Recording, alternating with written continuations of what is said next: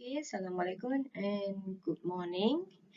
Okay, or a very good day. So this is the last chapter from SPS 482, which is the eating disorders. Okay, so this topic is actually explain about what is eating disorders. Okay, so roughly is about obsession with food. Okay, someone that with obsessed to food to the point of disrupting one's life.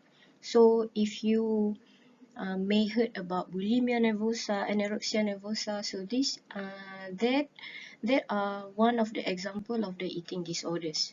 Okay.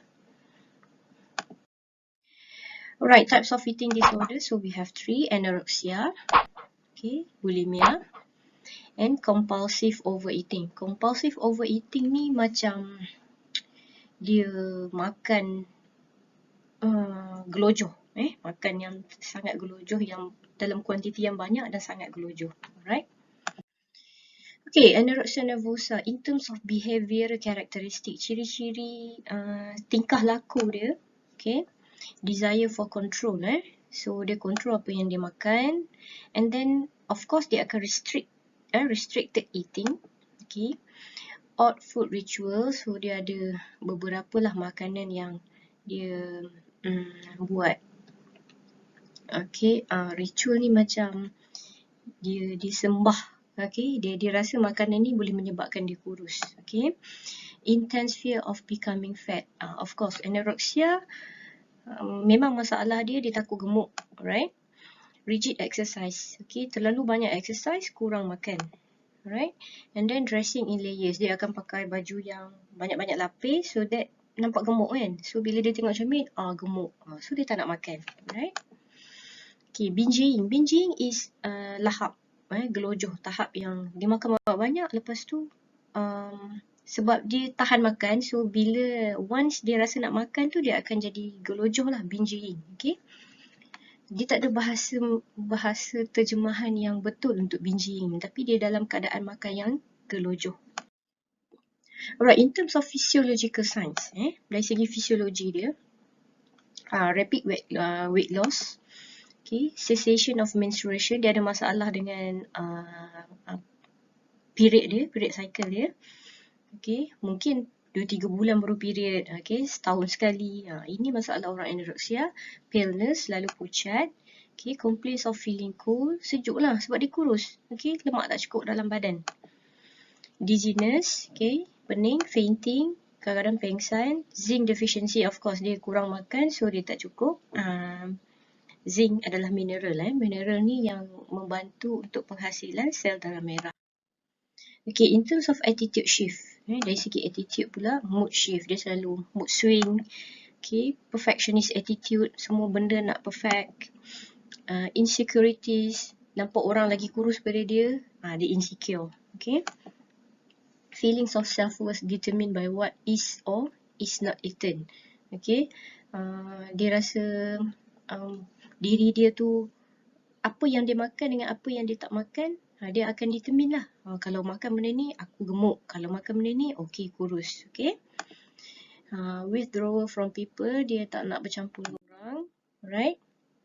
Okay, bulimia. Now, beza bulimia dengan anorexia ni, dua-dua ni dia nak kurus. Tapi kita tengok apa beza dia.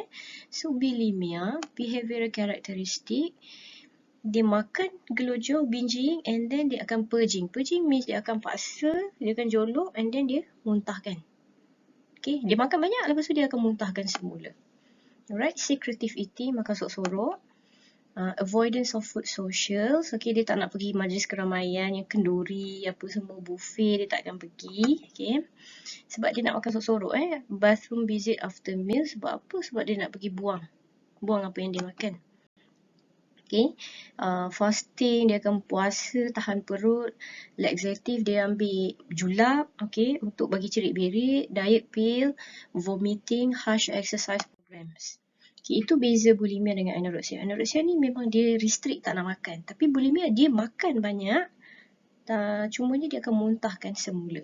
Alright, in terms of physiological signs, swollen glands, dia punya kelenjar, kelenjar contoh di sini, okay, ada kelenjar akan membengkak, okay. And then puffiness in cheeks, pipi dia puffy, macam cabi sikit sebab dia suka makan banyak-banyak. Okay, sebenarnya orang bulimia dia suka makan, tapi dia sebab rasa tak nak gemuk dan dia akan muntahkan. Okay, complaints of sore throats, sebab kenapa sore throat? Sebab dia paksa diri dia untuk muntah. Okay, complaints of fatigue and muscle ache. Okay, unexplained tooth decay, bila you banyak kali muntah, asid akan naik, so dia akan hakis gigi. Frequent weight fluctuations, okay, often within 10 to 15 pounds, okay, selalu berat dia turun naik, right. Okay, in terms of attitude shift, sama juga mood shift, okay, dia depressed, sadness, guilt and self-hate, dia tak suka diri dia. Severe self-criticism, okay, dia akan kritik diri dia, sini gemuk, sini nampak tak sesuai, pakai baju tak elok, okay. The need for others approval to feel good, dia nak orang puji dia. Kalau orang kata, berisi sikit, dia pula lah, okay, masalah. Self-worth perceived as determined by weight. So, dia akan rasa diri dia berharga bila dia tengok berat.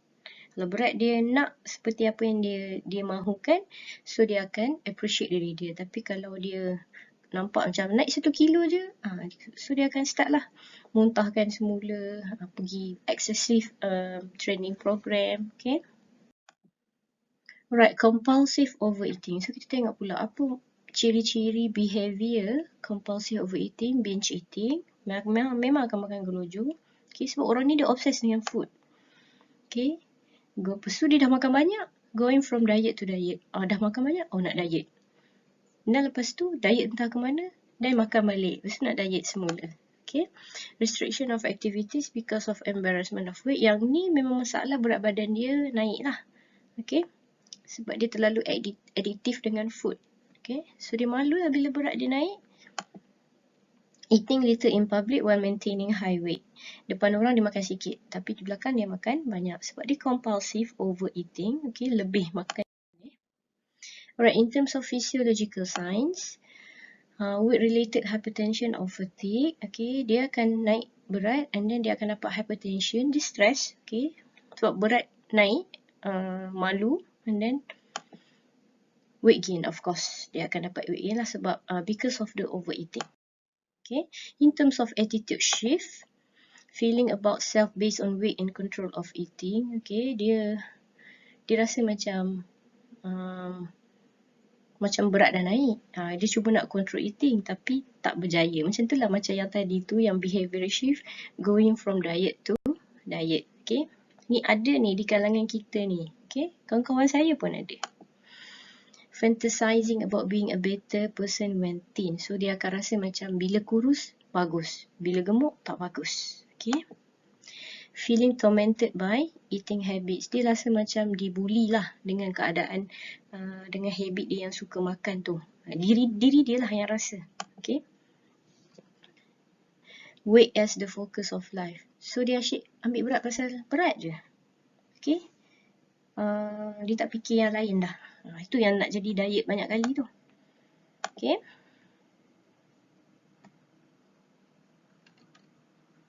Sekejap sangkut.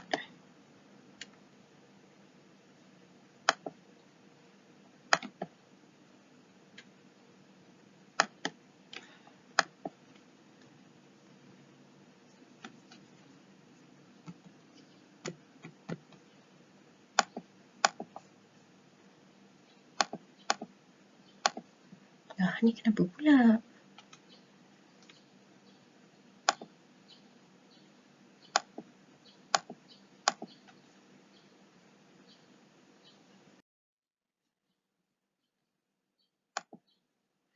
Okay, cause of eating disorders. So, apa penyebabnya? Punca eating disorders ni, rewarded with food and force fed as a child. So, masa dia kecil-kecil, semua benda nak reward dengan food, and then force fed, dia dipaksa makan.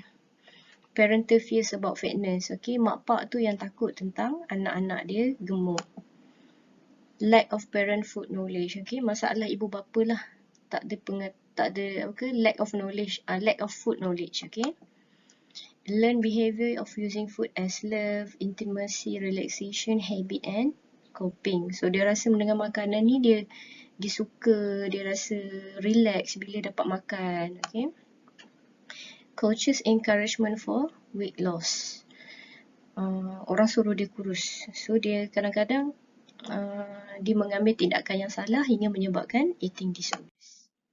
Okay, and then you have to know this female athlete triad ataupun triple threat to female athlete. So biasanya atlet perempuan ni dia akan terdedah kepada these 3 triad.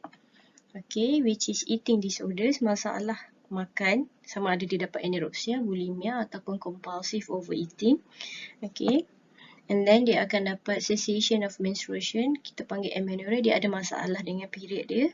Okay, orang yang terlalu mengawal berat badan, contohnya gimnas, apa lagi, yang main combat sport, okay, yang kena jaga berat tu, memang selalu akan ada masalah ni, female athletes.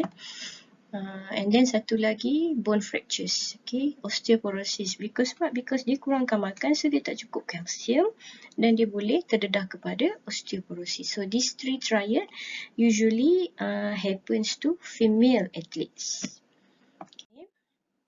Okay, how to recover from eating disorder? So you must have support team or professionals lah. Okay, kena consult dengan ada professional. Strive for self-discipline. Okay, for problem behavior, ini diri sendirilah. Alright, personal nutritionist and supplement program. Pergi jumpa nutritionist, bukannya pergi jumpa artis ke apa. Learn tools for recovery. You kena belajar lah recovery. For example, relaxation, the right exercise. Okay. Alright, this is your attendance for today's class. Please scan this barcode and fill in the attendance, and also I put in the question inside. Okay, thank you.